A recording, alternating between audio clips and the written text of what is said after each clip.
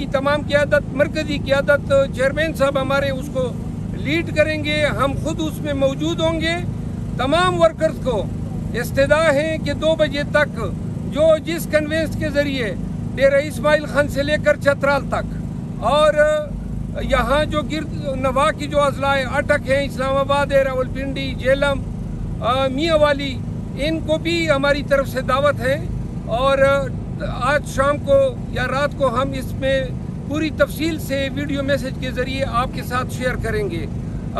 کہ کون سا روٹ ہوگا اور کتنے بجے شروع ہوگا، کتنے بجے اختتام پذیر ہوگا۔ پرامن ریلی ہوگی، آپ سب کمر کس لیں۔ اور ایک آخری بات، 6 اپریل کو 10 بجے رات پریڈ گراؤنڈ میں پاکستان تحریک انصاف کا عظیم الشان جلسہ ہوگا۔ یہی دعوت ہے پاکستان تحریک انصاف کے ملک بھر میں کارکنوں کو، تمام سیاسی قائدین کو، کہ آپ اس جلسے کو کامیاب بنانے کے لیے، اس میں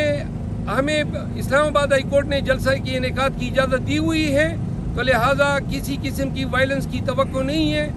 اور ہم جلسہ گاہ میں لائٹنگ کا، اسٹیج کا تمام انتظامات، ڈی جے کا بندوبست کریں گے۔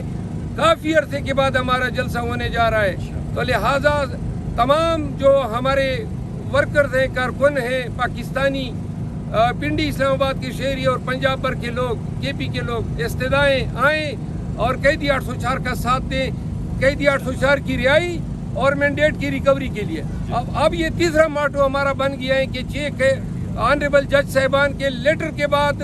جو پی ٹی آئی کے ساتھ ہوا ہے، اور اس لیٹر میں بھی نشاندہی کی گئی ہے کہ صرف ان کیسز کے حوالے سے دباؤ ہے جو پی ٹی آئی اسپیسیفک ہے یا عمران خان ریلیٹڈ کیسز ہے، تو لہٰذا ان ایشوز پہ ہمارے یہ 2 احتجاج ہیں، آپ سے شرکت کی التجا ہے۔ اس میں